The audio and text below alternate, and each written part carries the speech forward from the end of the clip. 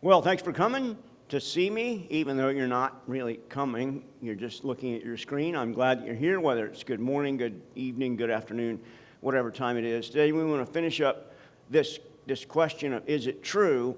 The first question being, is what we have today what they actually wrote?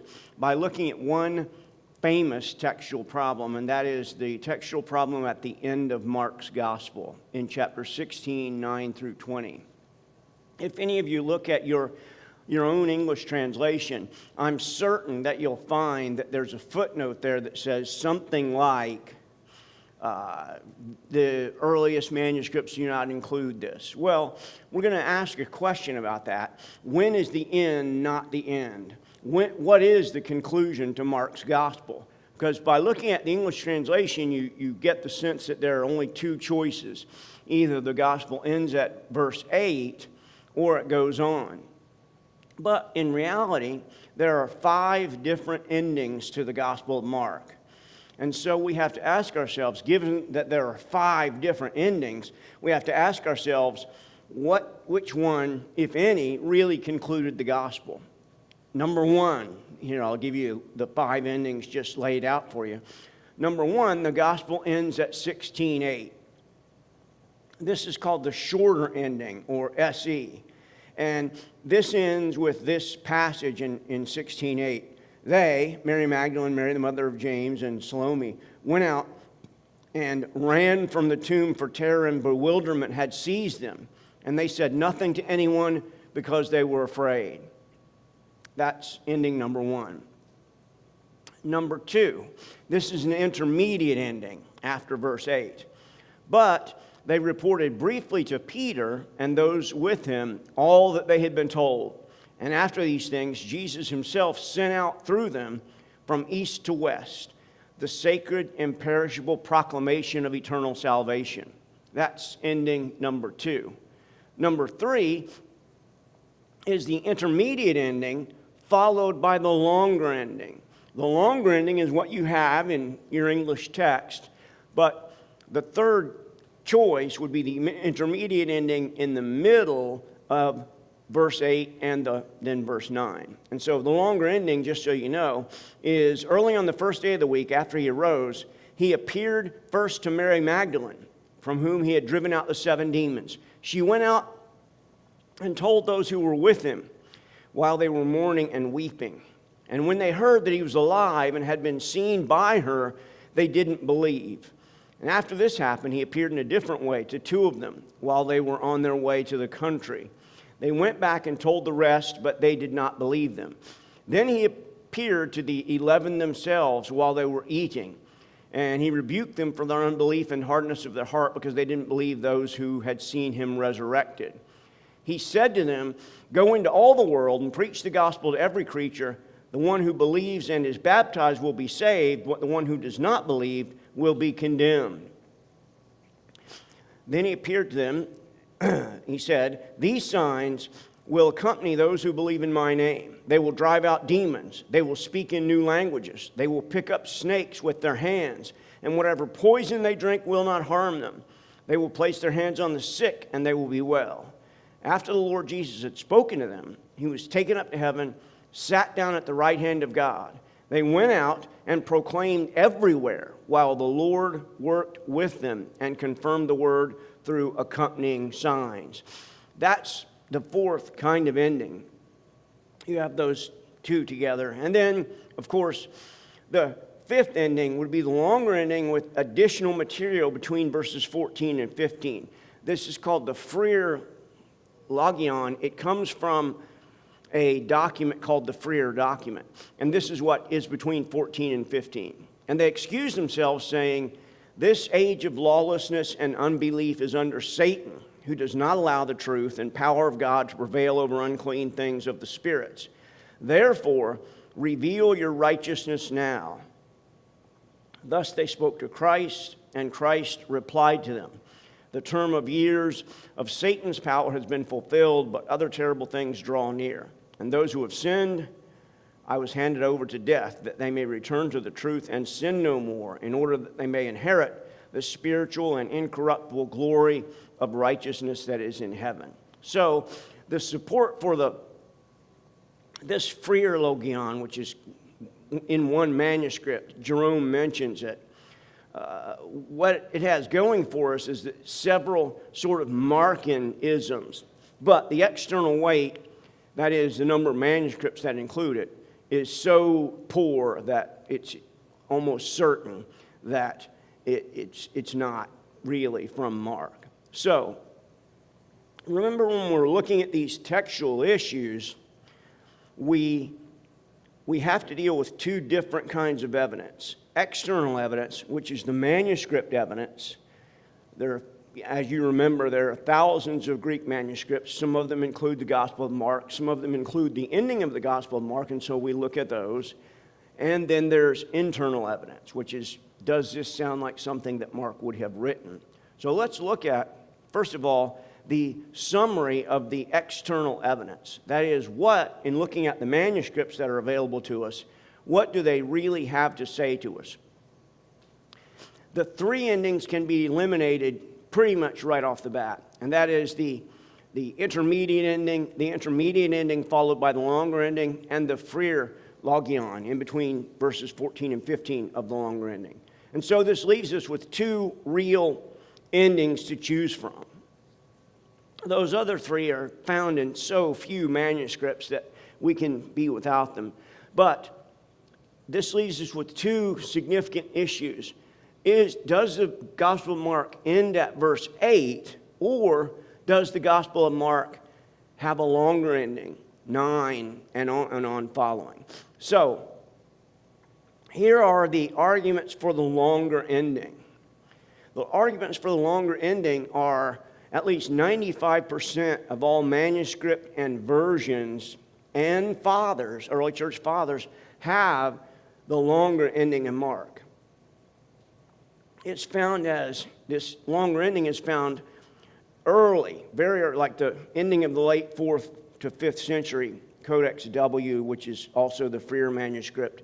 It's Codex W because it's called Washingtonianus, and it's found in Washington, D.C. All three of the text forms, remember that text forms come from different areas of the world. And so there's Byzantine, there's Western, there's Alexandrian. It's a geographical distribution. So it's not as if this longer ending is only found in one area. It's found all over. And the fathers, beginning no later than the late 2nd century with Irenaeus, seem to know about this longer ending.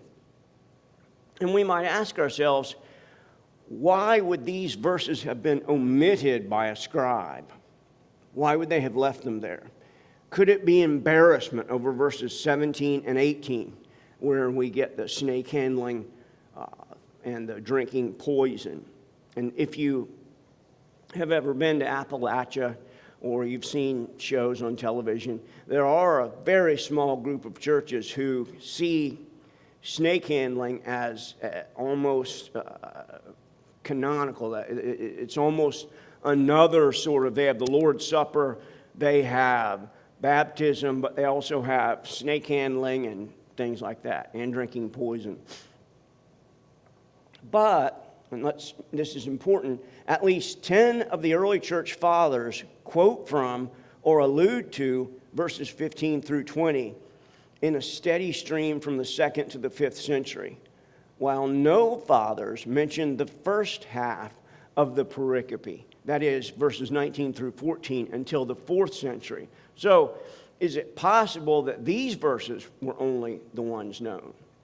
The evidence reveals that the fathers didn't have a problem with verses 17 through 18. So it's not that the scribes are sort of leaving this out because they're embarrassed, because the early church fathers were not embarrassed by it. So that's the external evidence for the longer ending of Mark. That's the one that you will see in your English translations. Sometimes it'll be with some asterisks or some marks or some footnotes or something like that.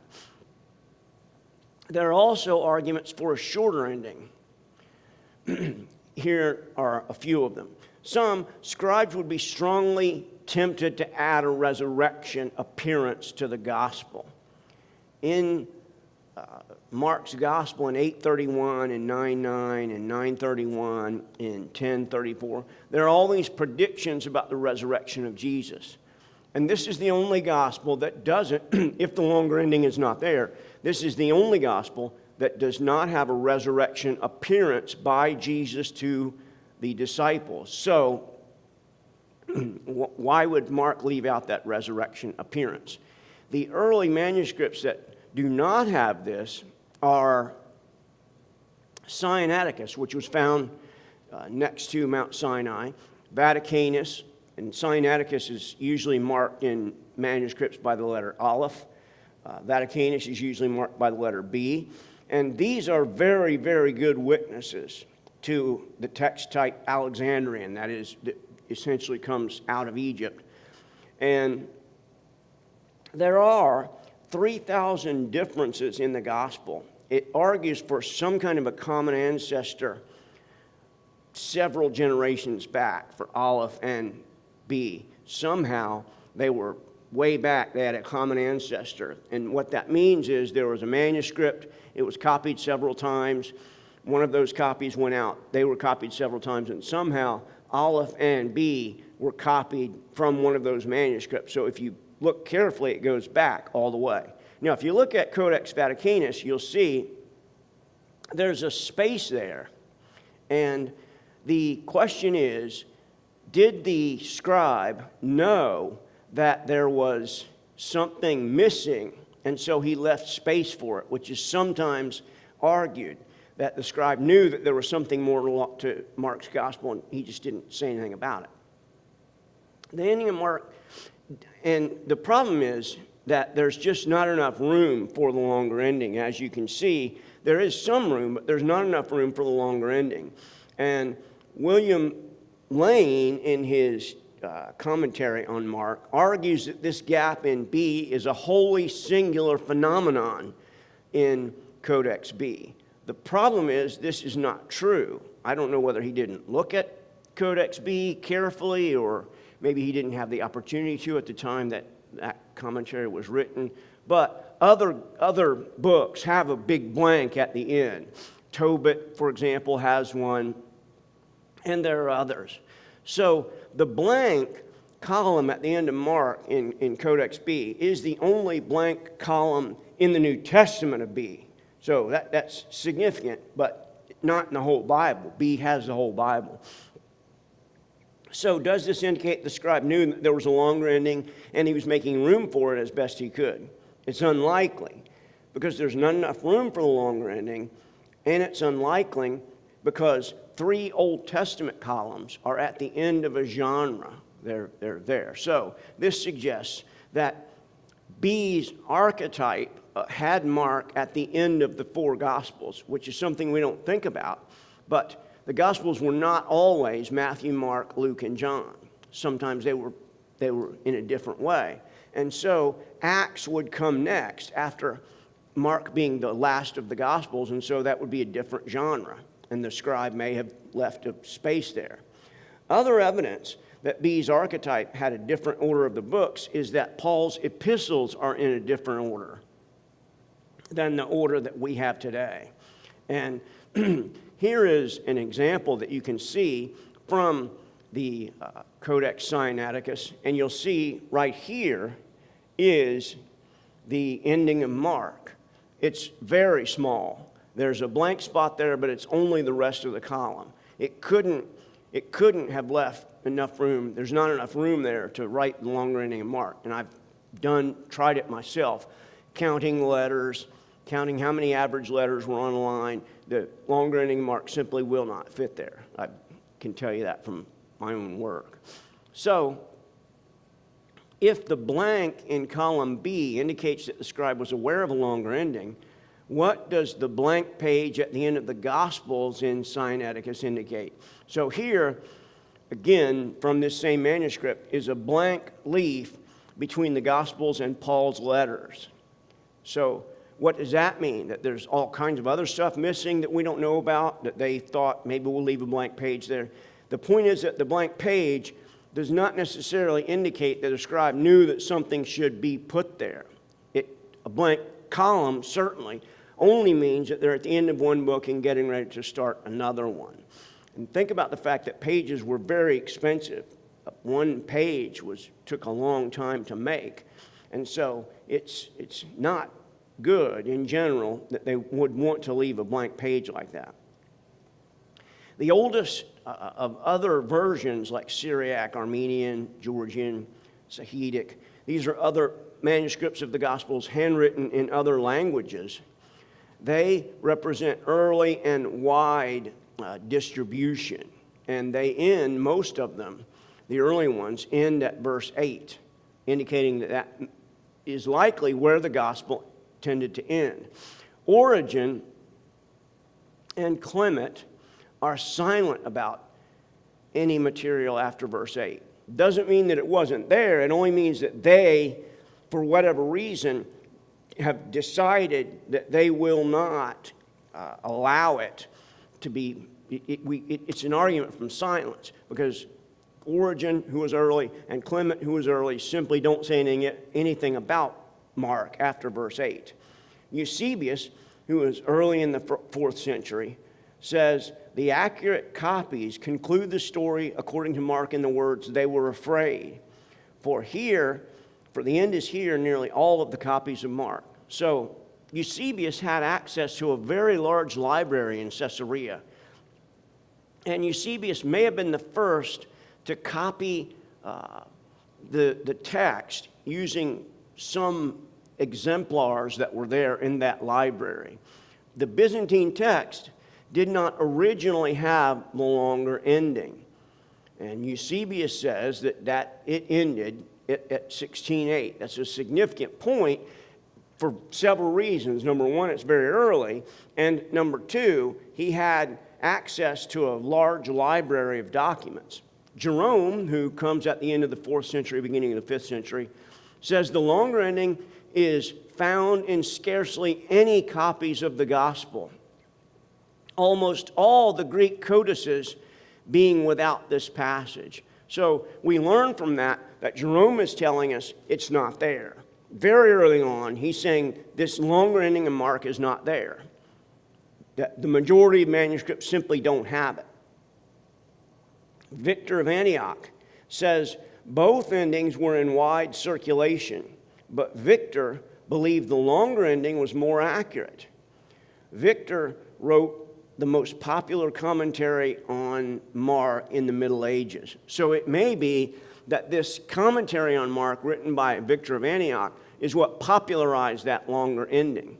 It may have well been due to his influence that scribes from then on began to put in the longer ending and not leave it out.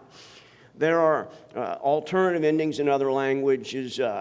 There's a sort of a colorless ending that's there in one codex. Several manuscripts have an intermediate ending before the longer ending, and it's not there in the earliest manuscripts. So this is what Bruce Metzger, who was sort of the king of the evangelical text critics in his day, he's not with us anymore, but he said this. He said, this is a commentary on the Greek New Testament, why they made certain decisions that they made. And this is why the group decided that the longer ending Mark shouldn't be there. Metzger says, no one who had available as the conclusion of the second gospel, the 12 verses 9 through 20, so rich and interesting material, would have deliberately replaced them with a few lines of colorless and generalized summary.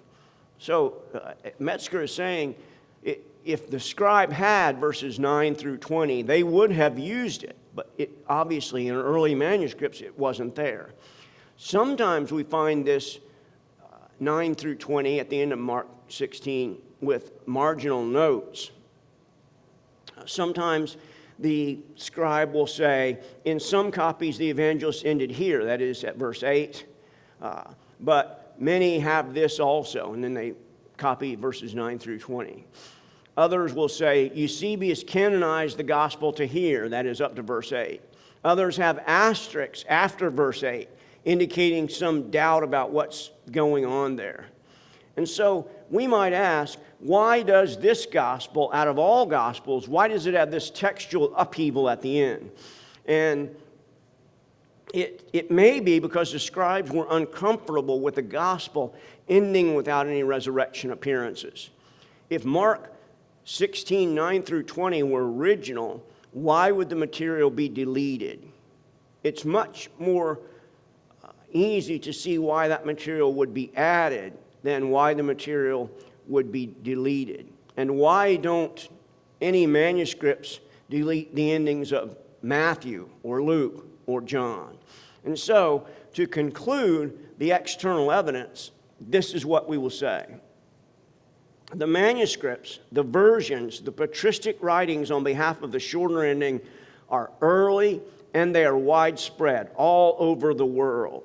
They represent the Alexandrian, the Western, the Caesarean, that is all over the world.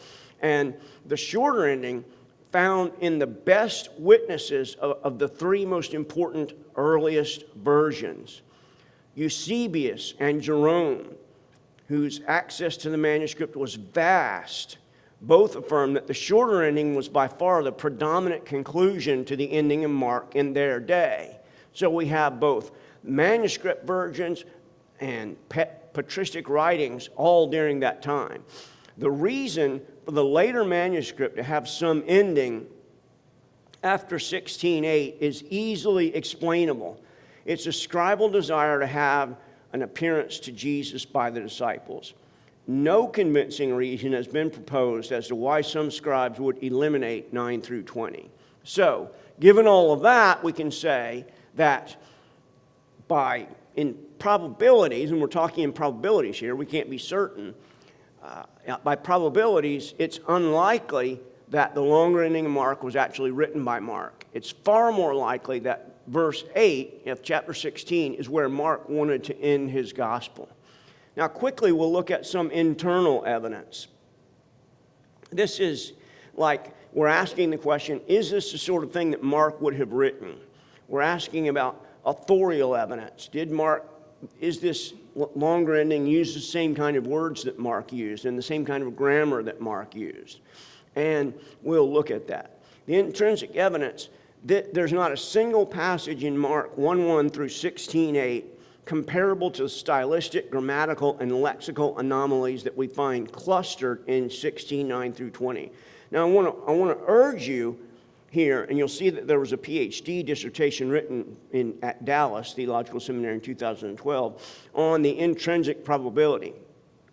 But I want you to think through the probabilities of certain kinds of grammar and certain words could be because Mark is writing about something very different. Nowhere else in his gospel does he write about a resurrection having happened.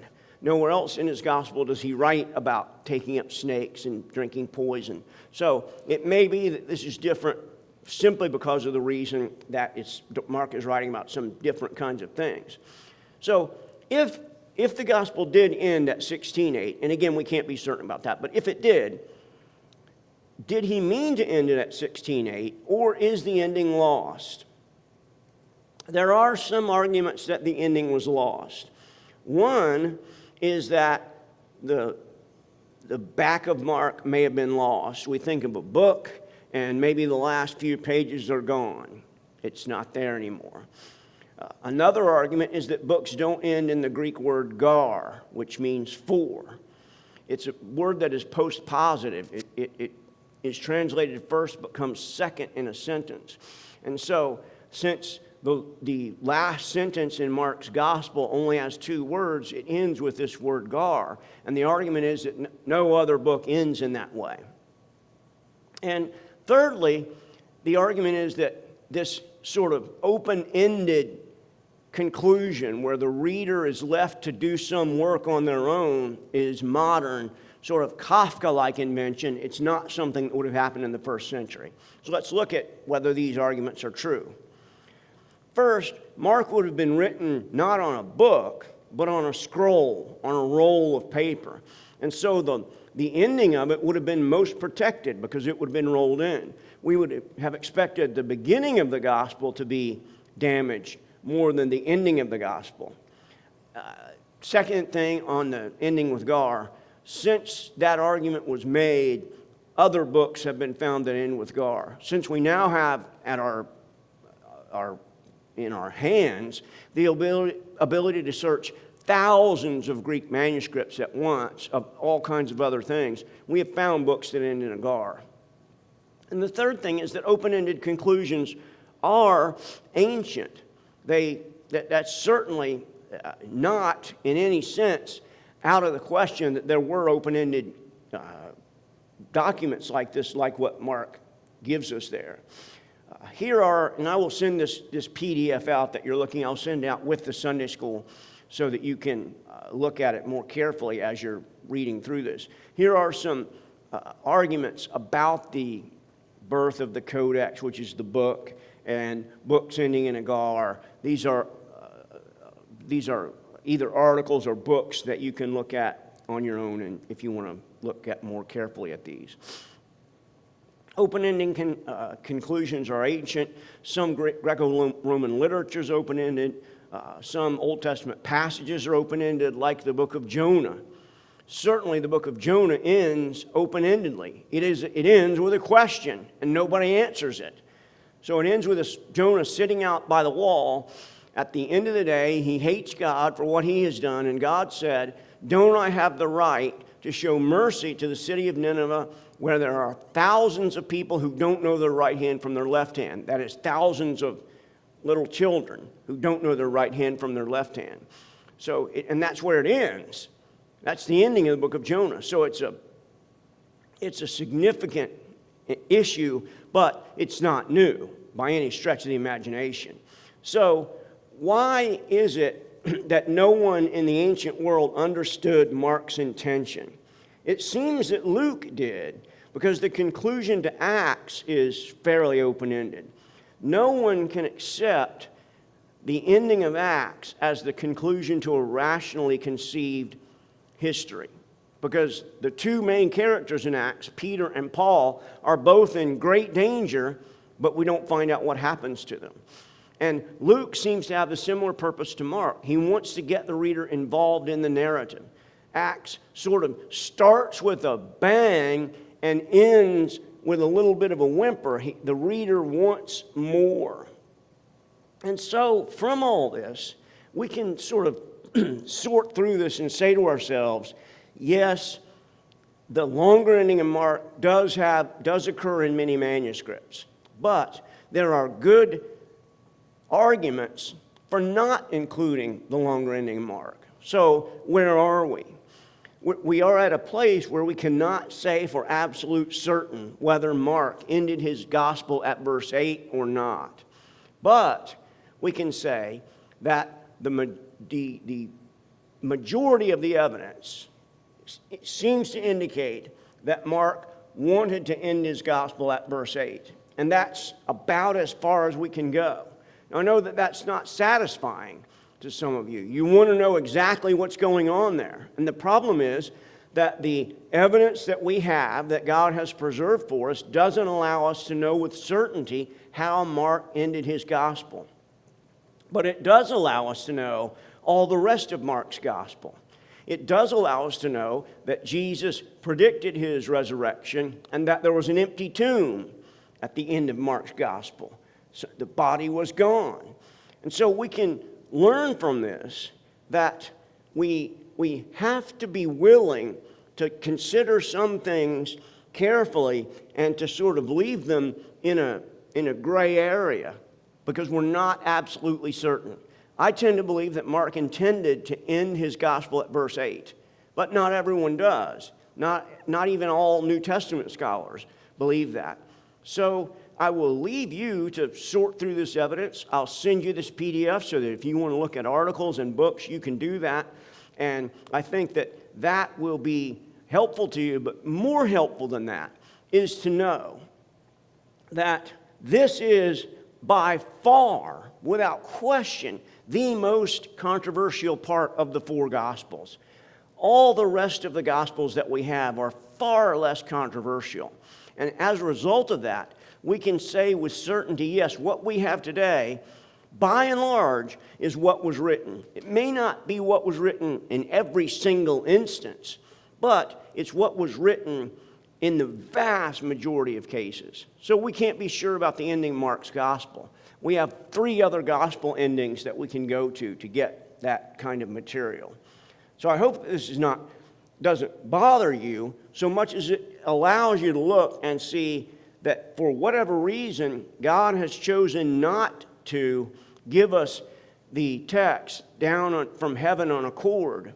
He has chosen to give us an imperfect copy of the text and to tell us that we need to carefully think through what's going on there. He's given us a mind for a reason, and one of those reasons is so you can consider these things. Next week, I'm sure you'll be glad to know that we will not be talking about the text anymore. Next week, we'll be asking the second question, and that is, did the authors of the Gospels believe what they wrote? That is, did Matthew or Mark or Luke or John, did they believe what they wrote, or did they know that they were simply writing fairy tales or some kind of a play or something like that? We'll talk about that next week, and I hope that you have a good week. I hope that these notes help you, and we will see you again next Sunday.